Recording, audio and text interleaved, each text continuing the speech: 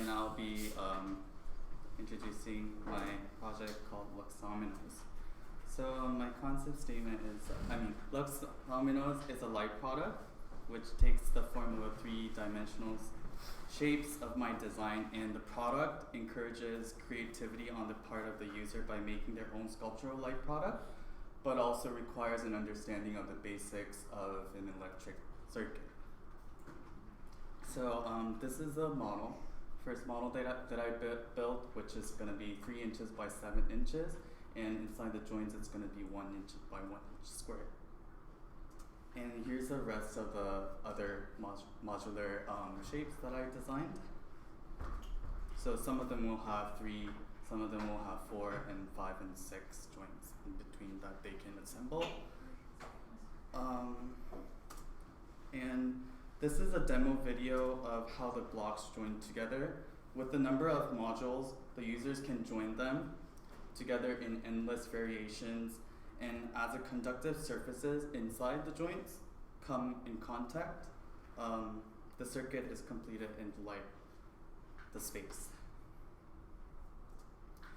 And these are the physical objects that I built. So you guys pass it on. So the outside part is made out of translucent plexi, and the inside's gonna be walnut plywood.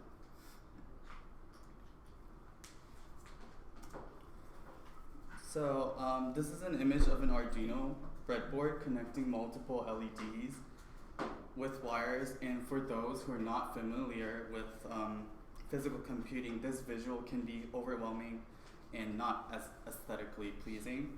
So I wanted to apply art to this to invite more people to understand the basic knowledge of the electricity, simple electricity circuit.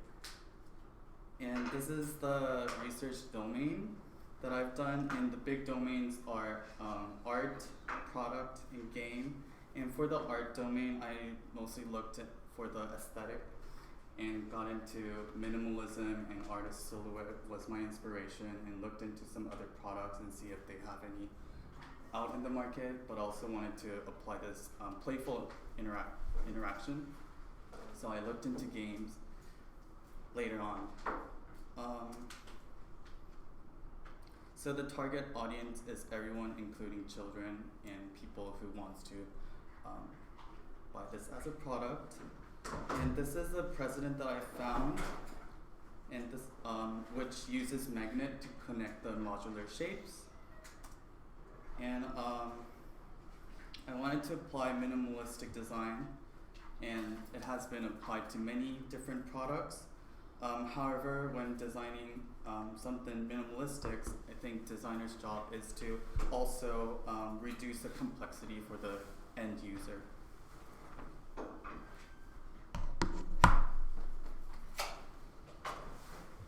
And then moving on to my art precedent, I found this art piece called Variations of Incomplete Open Cues by Silhouette, and it shows how he reduced all the lines from the complete cue. So the first column, 3 lines, only 4 lines, and then 5, and then 6, and so on. Yes. And this was a quote that I found from one of his interviews saying that there is no optical induction but only deduction by rule. So I wanted to apply this quote as my main inspiration to create the visual of the blocks.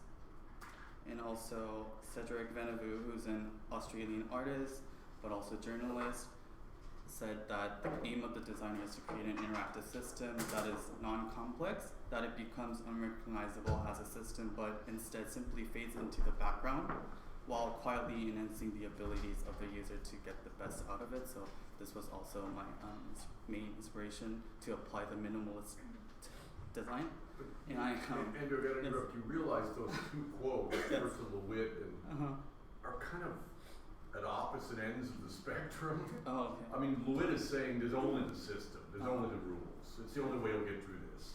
and your other one is saying let's do away with that. Keep going. I'm interested in where you go with this. Okay.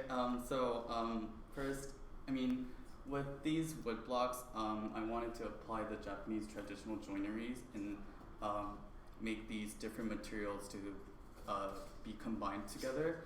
But the problem with these joinery images were too complex for the users to understand. So that was sorry. Yes.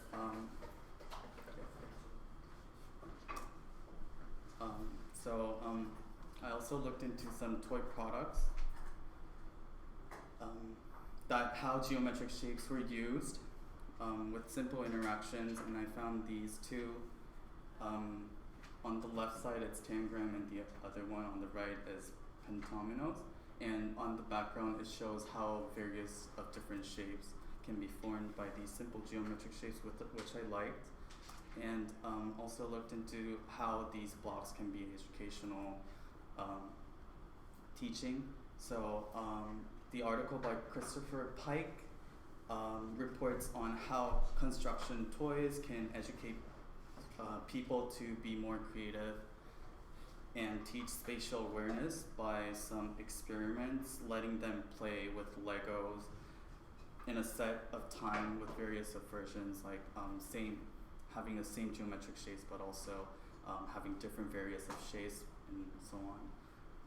And additionally, I found a personal blog of a parent who tried to teach the 3D skills to his child. And this is my process. And the first process was that I tried to symbolize each of the electronic components and make this interaction by joining these different pieces. And moving on to the next iteration, I wanted to create my own design shapes, so I did. But the problem with this is that I kind of felt bad of using too much of a plastic. So moved on to the next prototype, and I redesigned it with the wood, and then asked people to join them. And first, I only designed one with 3 square joints, which it kind of limited to create only certain shapes that people would do. So I added more pieces to it to add more various of shapes that people can design. And then I try to figure out how these conductive surfaces would be the best to design the best way to make these surfaces conductive but also work. So I redesigned the conductive surfaces into these circular shapes, so the inside part is a positive and the ring shape is a negative in each of the joints. And this was my final iteration, and I did some testing with the LEDs using the warm white color. And for my thesis show, I want to participate in the interactive showcase to give experiences for the people to assemble these puzzles. And thank you. I mean, the things you're passing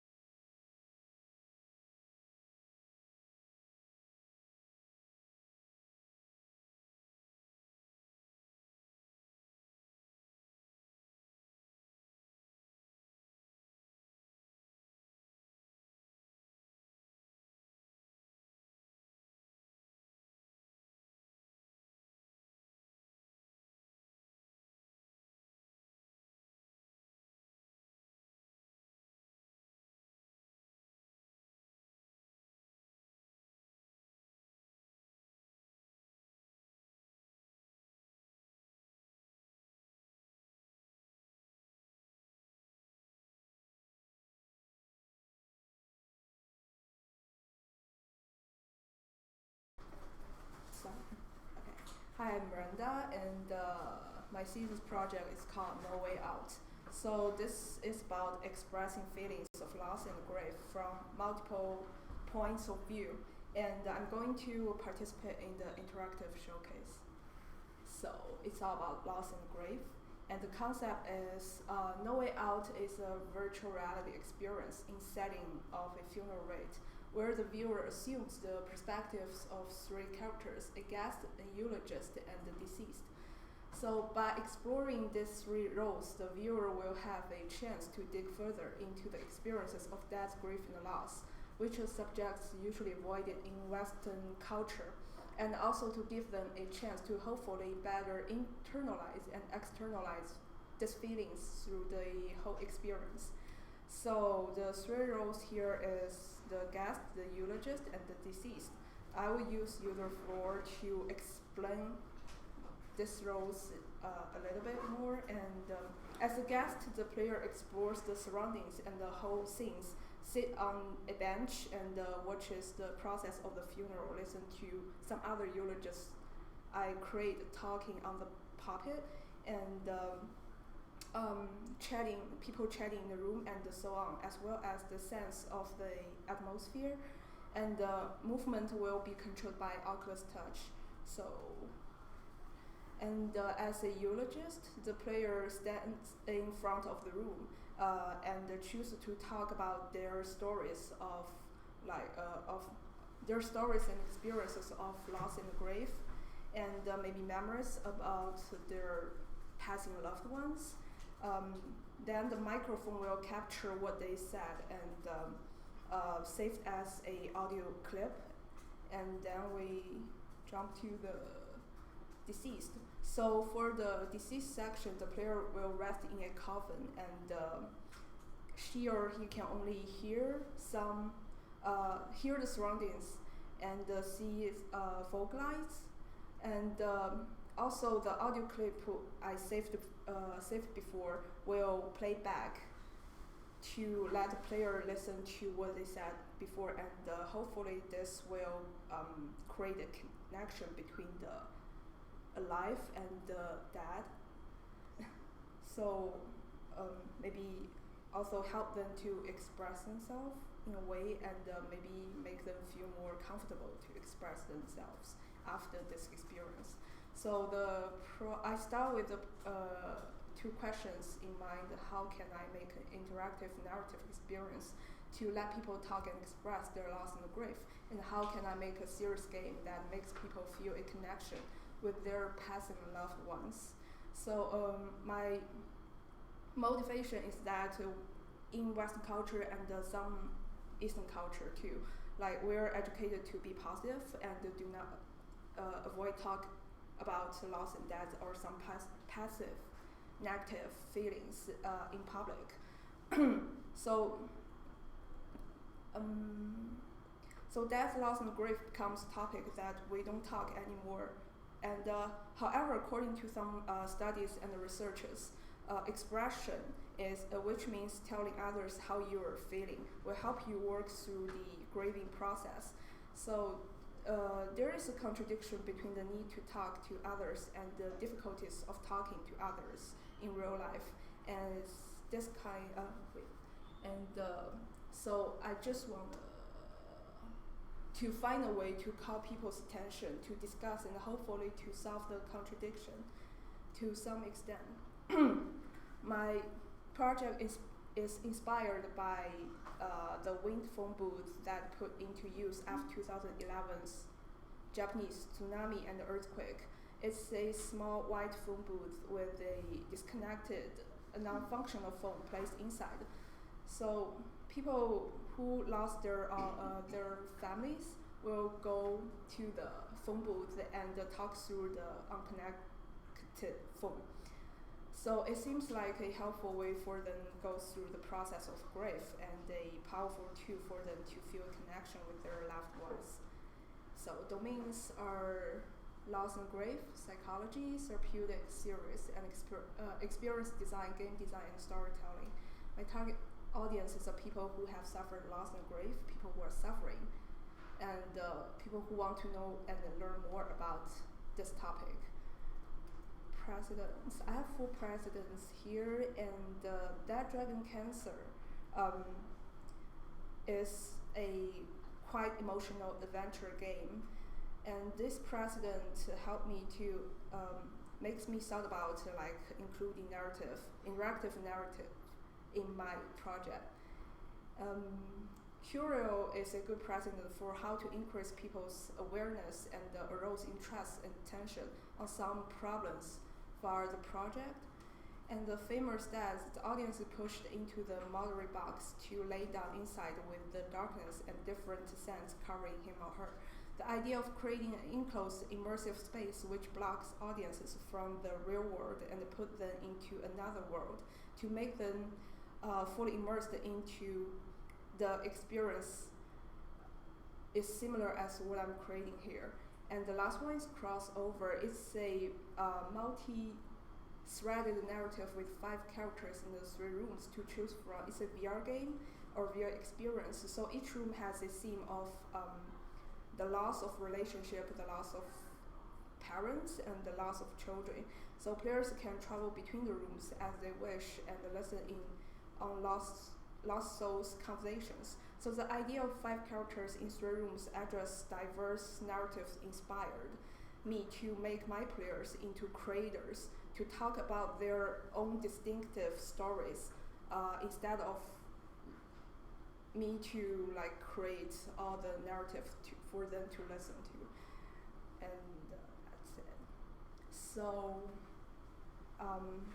I divided the whole thing I want to make into small sections, and the first one is I build a. Let me see if I can play. I build a.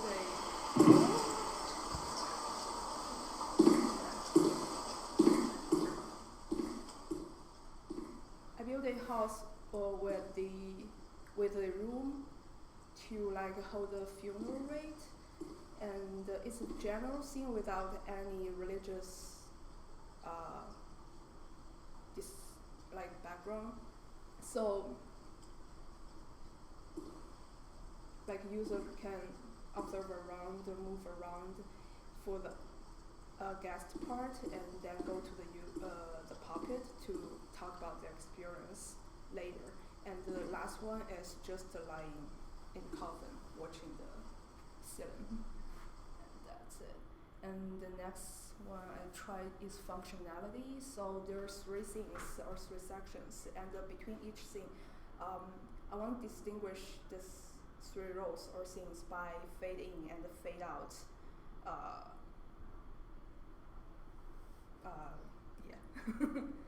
And the last one is just the most important to function.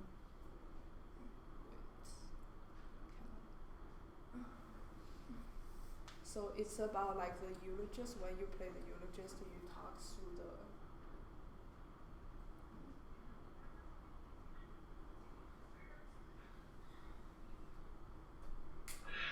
So you talk through the microphone, and it will capture your voice and record everything you said, and then.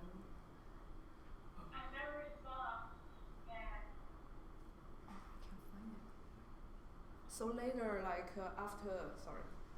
later, after you record everything, you can click another button and stop recording, and the audio clip will just saved in the back and the playback for the next scene. So. Character, I'm still building all the characters show in the scene in Maya, and they're gonna be less detailed, like the one in Journey with wearing like a long cloak and have the same face, similar face, no gender, yeah, so things like that to try to not distract the player and make them feel like, oh, there's some specific stories like that. And for next, before May, just finish the characters and animation, and before May 11, user testing and some modification. So thank you.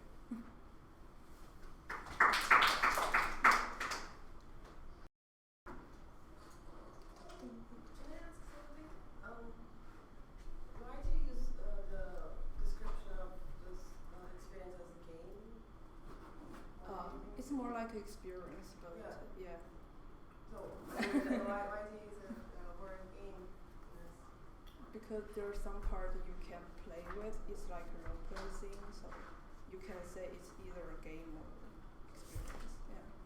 Experience. But I would agree, don't. This isn't really a game. I think it's perfectly valid as an experiential or immersive, interaction. But the minute you say game, people just there's so much that people place onto something, and it actually detracts from what you're trying to do.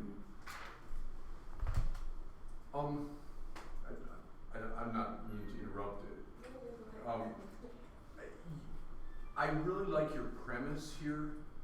I think you've got a huge amount of work to do here to convince me that this is going to be an experience that pulls off your premise. When you're showing us the room, the sort of funeral parlor room, and we've all been in these funeral parlors, unfortunately, and it's really very sad to go in there. So this is why the premise immediately rings true with me. I'm not quite sure about including the deceased. That kind of gets into a spiritual zone that isn't quite as much about dealing with death as it is the afterlife somehow or something. I mean, I don't know, but I would argue you shouldn't be spending time now on, creating characters or animating characters in here, because the minute you fill that room with characters, it just is something for people to react to take. I would almost prefer that room to be empty. Okay. Which is, I think, the power of what you're showing us. And walk in. I've done this. Walk in and sit down and go, and then, all the things that you're getting at are what we experience in those rooms. But I think if we're interacting with characters in this space I wasn't really quite sure with the robe and all of this. I was kind of like, this isn't a funeral that I'm used to, right? So in a way, you're putting that in, and it's not. You're overcomplicating it. I just wonder once again about simplifying it down.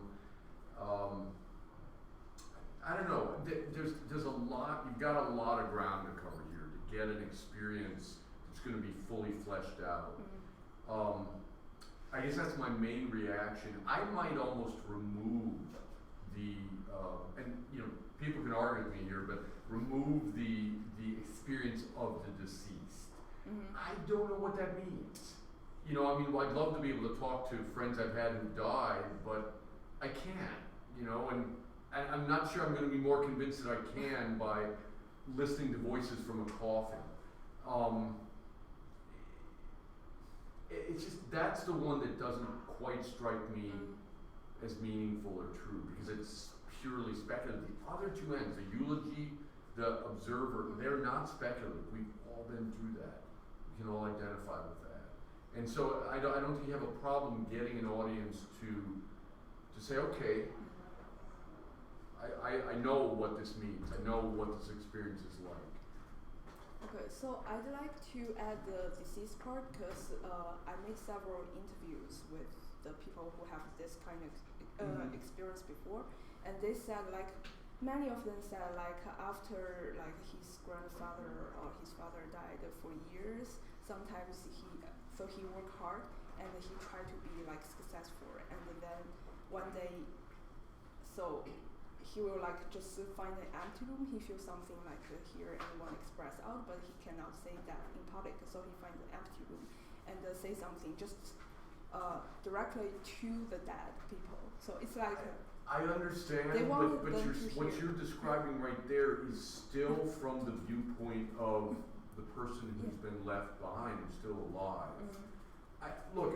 It's debatable. I don't want to. Part of what I'm looking at is how you can simplify what you have left to do here on a project. You have relatively little time left to produce this whole thing. And I'm going to leave off with one comment. You've got to move the whole thing out of the kind of geometric, basic VR space that some of these scenes are still left in. You've done that with the room. But, a lot of the other demos you're showing us are just basic I don't know, it's Unity or whatever it's using, but it's basic stuff. You've got to move out of that. This has to be a convincing, immersive environment. And I'm just looking for ways you can simplify what you have left to do. For me also the character, it's so much different than the design that you have in the room. So it would be really out of place, and you're dealing with a really, really realistic experience, and then you're confusing the viewer by actually not connecting with the situation because the character is not real looking. You know what I mean? And actually that takes, I don't know how much it will make the viewer or the user to feel like immersed in the experience. Yeah, no, I agree. Like, I mean, we started doing a Catholic funeral, but it wasn't about Catholicism, it was about death. So we moved away from that and made it, like you said, there's no religious artifacts in this room. It's just the basic version of this room, which I think works really well for making it more applicable to everyone. And we were talking about the characters, like you were saying, like they don't have a determined sex, and like they're ambiguous. And yeah, I mean that, like if they have like a blurred out face or whatever, then you're working against the illusion of this experience that you're creating. And I think they're onto something with maybe there's no characters, maybe and maybe except for the first person where you're just going around being these different roles, but having the having the empty, but then you don't have another eulogist to watch, do you? And then we're down 2 roles. We'll have to think more about that one. I have a thought. A lot of times there's a memorial after the funeral, and people gather, and it's really all about in memoriam. So, if you could just shift it a little bit, then you could create this larger space that, many people participate in. Yeah, that could be interesting. But you know what? I mean, we can comment to you on your project. It actually refers to a number of virtually every project we've seen, and we're at a point where, and someone was laughing at me before when I said simplicity is your friend. But we're at that point with all these projects. This is not about finishing things that are too complicated to finish. It's about, and it's not about cutting corners either. It's about making decisions about what needs to be present to make the finished product the most effective. And often what we end up finding is that by lessening the complexity, by taking out characters or roles or animation or whatever, that you actually end up achieving your goal more directly. That you aren't asking the user, the audience, to absorb all these different things. You're asking them to kind of live within their own head, and that's particularly important with a VR piece like this, because what you want from them is not to absorb what you're showing them, but for this to bring out in them elements that they've experienced. Because as I started out by saying, everyone has walked into that room, and it's one of the saddest things, because someone has died, and you don't know how to deal with it. And this is exactly what you're getting at is, open that up, let people consider that. You don't want to place onto the scene what they should be considering. You want them to be making that issue. But really, I think you're at a point, and Loretta's suggestion makes sense to me, but where keep it simple, or simplify it more. Right, first step before you do the characters, make sure you have all of these, like in the examples with the geometry that Sven was talking about, just incorporating those transitions and things in is more important than the characters even, because if the characters are done but they have nowhere to go, then there's no purpose in that. I think you guys have touched on some of the things that I was hoping, so thank you. Okay. Anything else? Onward. Thank you.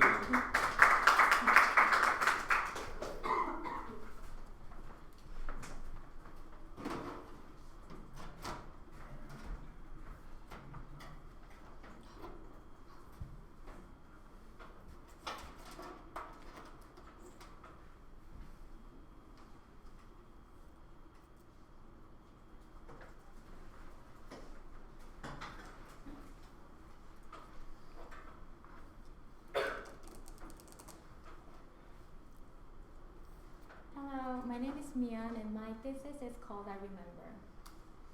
I Remember is a critical design project that introduces a similar confusion of human memory into today's digital counterparts. Memory in the human mind is constantly changing. Unlike computers, humans remember or forget things selectively and keep updating them. However, in this digital age, we tend to store our memories as static digital pieces on computers. Especially the usage of social media has changed the way we build our memories. We unconsciously keep taking photos of our daily life and share them with other people through online platform and treat them as if they are one of the important moments in our life. In fact, we are losing our opportunity to keep those moments through our eyes.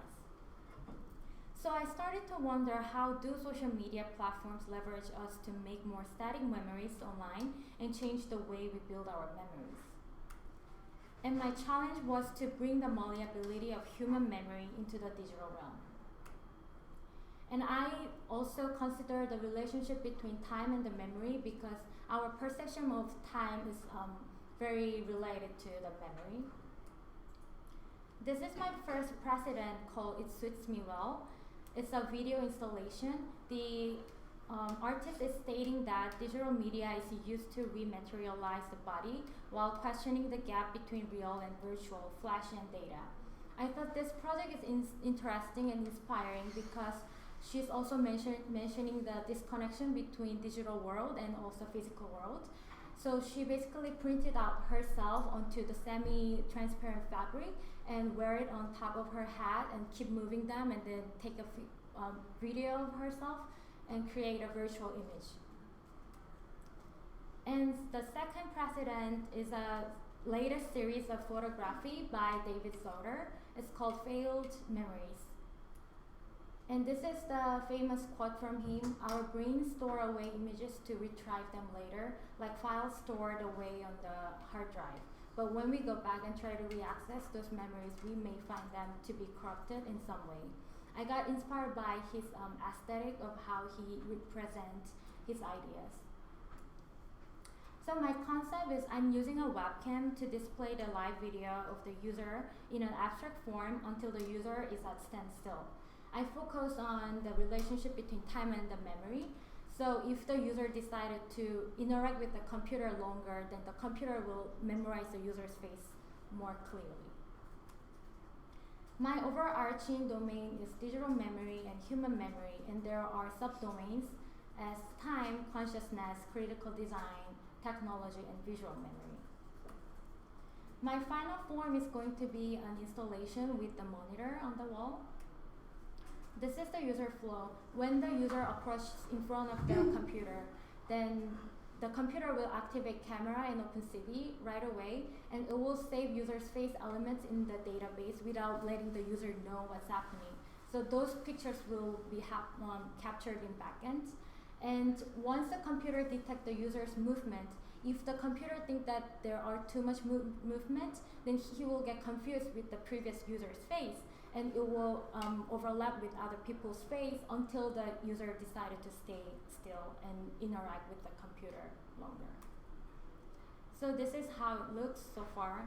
When the user approaches, then the camera and the OpenCV activates right away.